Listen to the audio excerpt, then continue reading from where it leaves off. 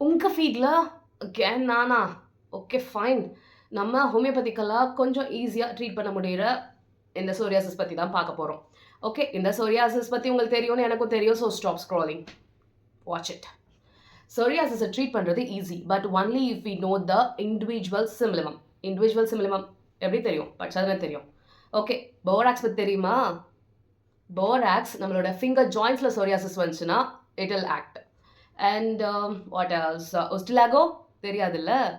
சன்னால் increase ஆகுது psoriasis அப்படின்னா ustilago will act. Okay fine. ஆர்சயோட் அதை பற்றியாவது தெரியுமா? ஆர்சயோட் நம்மளுக்கு ஒரு மாதிரி வாட்ரி டிஸ்சார்ஜ் வருது அப்படின்னா சோரியாசிஸில் ஆர்சயோட் ஆக்ட் பண்ணும். தெரியாதுல்ல?